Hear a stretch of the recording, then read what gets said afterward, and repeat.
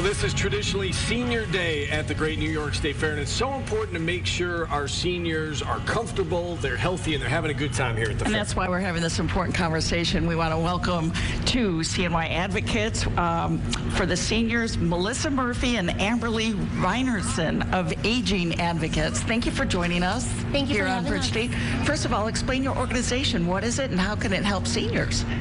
So we started Aging Advocates to help families navigate any aging-related need and advise them on the care options here in Central New York.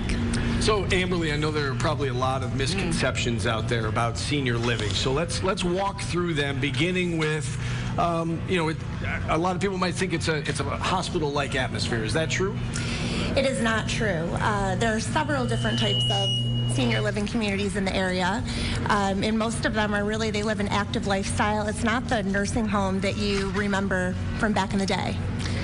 And how can it be different for seniors? Because they are nervous about it. You know, it's going to be a change in lifestyle, not what they're used to, and there are some other misconceptions as well.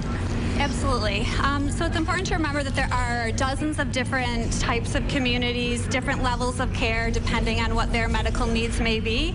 And some have very few restrictions. So you'll see seniors driving their cars, living very active lifestyles, coming and going. And then there are other types of levels where they may get some care, some safety supervision to help them continue to live actively and avoid a nursing is home. Prison-like, right? Yeah, exactly. It's not prison-like at all. Not prison-like, not hospital-like. I know a concern for some might be, how's it going to get paid for? So tell us about the whole Medicare situation and the concern. How do you alleviate some of those concerns? Sure. A common misconception is that Medicare pays for these senior living communities, and unfortunately they do not.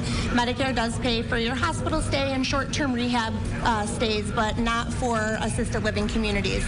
That is funded either private pay or by Medicaid, and there are various other things that can assist with payment for that. One being the VA aid and attendance, which is a pretty good chunk of money monthly for a veteran and their spouse or a widow of a veteran. Talk about the Medicaid process, though. You've got to do that early, right? Don't wait until you're in a living setting like that or a nursing home to apply, right?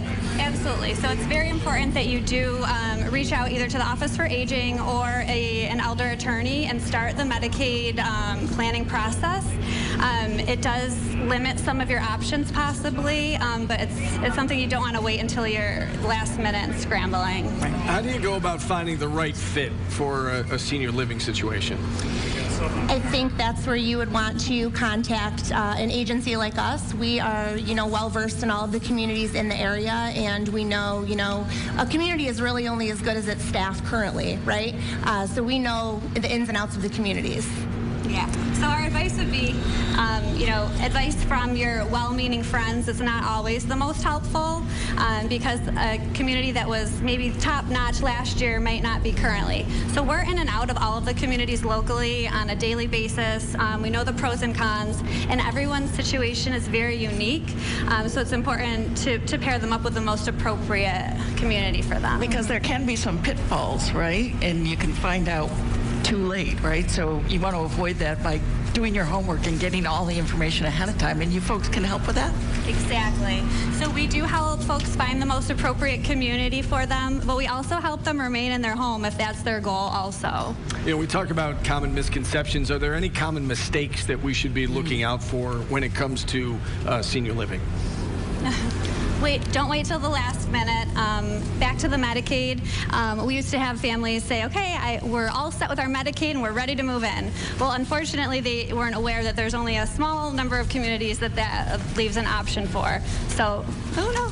Planning. Good advice. Oh dear. Can we get some help here? From the New York State Fair. Vesta, just run in here and grab this so we don't kill Christy. I'm not going to complain because I like the breeze, so it was very light, so I'm fine. I didn't get hurt. But thank you both so much for coming on and explaining that, because, and that's the key, is do not wait until it's too late. Do your homework now, do your research, and there are options if you can afford it too, right? Yep. Is it more affordable now? Yes, there's all different levels, different financial affordability. So reach out to us. We can advise you on the options and hopefully help meet whatever your goals are. All right, and there you see the website on your screen, agingadvocatescny.com. You can also call 315-480-4770. You can check them out on social media at Aging Advocates CNY. Thank you both for coming on. We really do appreciate it. Important topic, so thanks for coming on. Thank you so much. And we'll be right back with more Bridge Street live from the Great New York State Fair. Stay with us.